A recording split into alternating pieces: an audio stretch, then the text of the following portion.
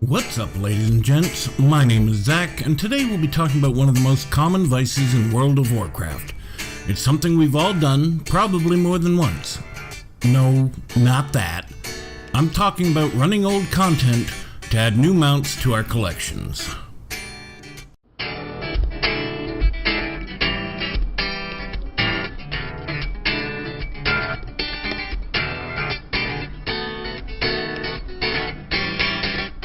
There are hundreds of great looking mounts in the game, and I want them all. That being said, as the name of my channel, Casplay TV, suggests, I'm a casual player, so putting together a fast and efficient route of dungeons means I make the most out of my game time. I'm going to cover this topic in two parts. Today, we're going to talk about 5-man dungeons that can be raided daily to try and earn the mounts hidden within. My next video will cover getting mounts by soloing raids, as they take a little more time. I'm going to make a few assumptions about the character you're sending out after these mounts. Using a character that is level 110 or better is strongly recommended. Make sure they have max speed flying. Finally, using a character that has spammable instant cast abilities with little to no cooldown will help move things along. I personally like to do my mount runs sorted by expansion. They tend to be geographically convenient to one another, and that reduces travel time. So let's start with mounts from the Burning Crusade. Head to Outland. Use your Dalaran Hearthstone and head to the basement of the building in the center of town. There's a bunch of portals down there that lead all over the Azerothian globe. Take the portal to Shattrath City. Our first target will be the Swift White Hawkstrider, which drops off of Kael'thas Sunstrider in Magister's Terrace. Take the portal in Shattrath City and run up the hill to the west to find the dungeon. Make sure you are running the dungeon on heroic difficulty, or the mount is ineligible to drop. Most of the trash in this dungeon is skippable, but you can clear it if you so desire, and you'll get a small amount of gold and grey junk for your trouble. The second boss is completely optional as well if you're pressed for time. And one last tip, if you run around the last set of trash mobs just before Kael'thas, he'll skip his big long boring speech and get right to combat. Kill him, and because there's only a 4% chance the mount even dropped, cross your fingers and loot him. Next we'll go after the Reigns of the Ravenlord. This mount can be found in Sethek Halls in Auchindoun, which is south of Shattrath City. Auchindoun houses 4 different dungeons. The one we want is to the east. You should still be set to heroic, so run inside.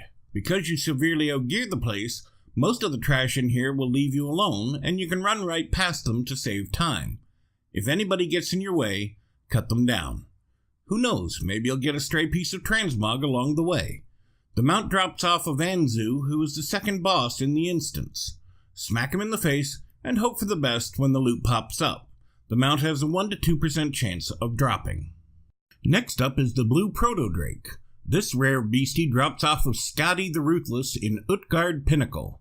This is in Northrend, so use your Dalaran Hearthstone to return to the Broken Isles. You're in the wrong Dalaran, so a trip into the basement in the center of town will lead you to a portal to Wormrest Temple.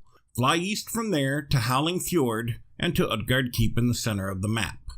Utgard Pinnacle is the entrance on the northern side of the keep. Again, you can skip the majority of the trash or kill it as you see fit. The first boss makes you wait for a bit of RP that can't be skipped, sadly. Kill her and move on.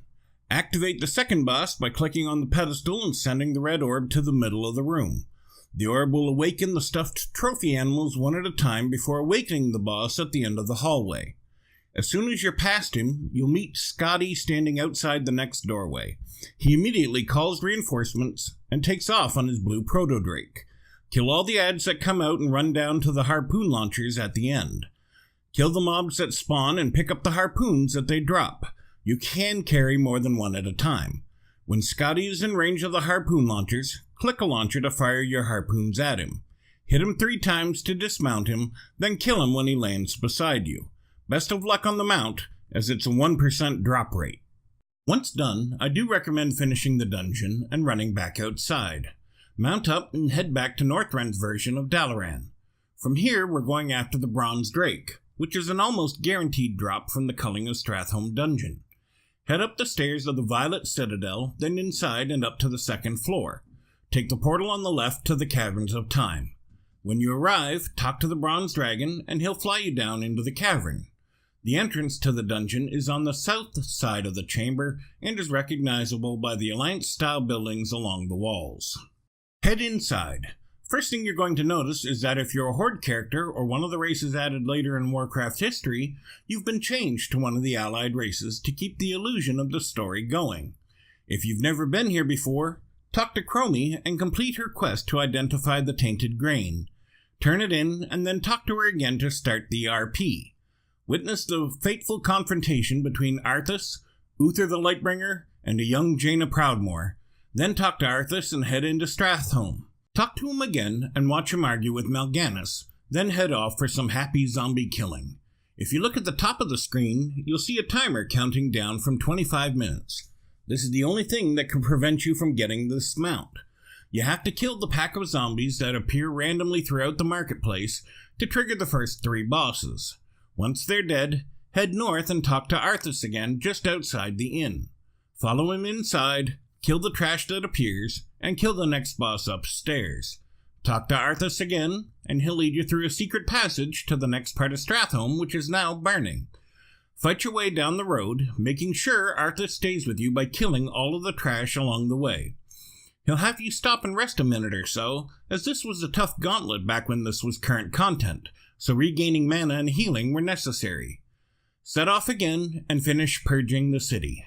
When done, Arthas will tell you that Mal'Ganis lies just ahead and to speak to him when ready. Don't talk to him just yet. Remember that timer I mentioned earlier? So long as it hasn't run out, if you veer off to the left at this point, just around the corner in a market square, you'll find an infinite corruptor torturing a guardian of time. Kill the corruptor, and the bronze drake is yours. Go kill Mal'Ganis just because he's got it coming, and complete the dungeon. Time to move on to the Cataclysm dungeons. Hit your Dalaran Hearthstone again. Head to the basement in the center of town, and this time take the portal to Old Karazhan. From Karazhan, mount up and fly south to the northern Stranglethorn Vale, and head for Zul'Gurub in the northeastern corner of the map. There are 2 different mounts available in this dungeon. The first one we'll try for is the Armored Rizashi Raptor. This drops off the second boss named Bloodlord Mandakir. I love this dungeon because you can mount up and run through the whole place at high speed. As usual, skip all the trash you can.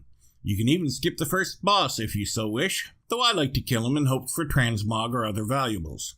He's in the room to the left of the path after crossing the second bridge.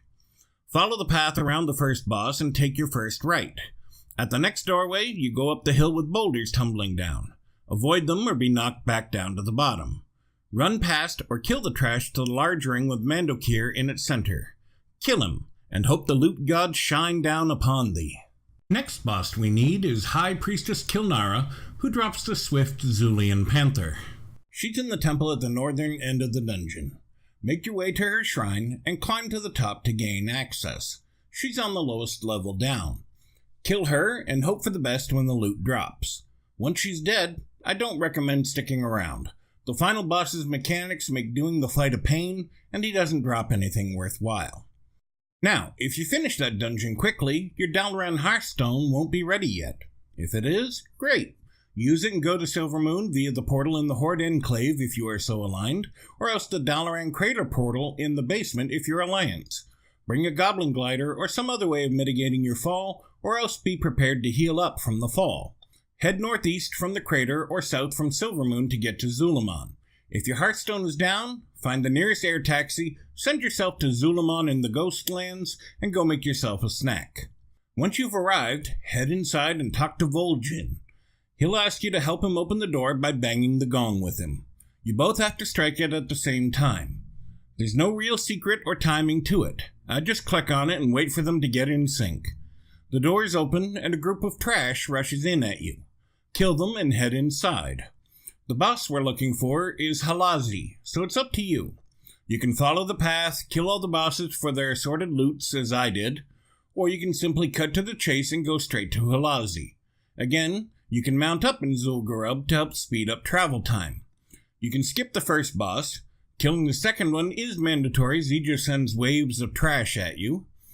You also must kill Jan'alai as he blocks the way forward. Make your way north to Halazi's temple. The entrance to the temple is on its eastern side. Kill the waves of links that pop out at you and head on up. Let the troll out of the cage on the eastern wall of Halauzi's room after you kill Halauzi. She'll break several urns around the room, dropping small piles of gold. In one of the urns, in addition to the gold piles, will be a small bag. Inside it, the reins of the Amani Battle Bear. Congratulations. All of these dungeons reset on a daily basis. Yes, that means you could conceivably run them all 7 times a week. 2 of these mounts are guaranteed drops, but the other 5 are all low percentage drops.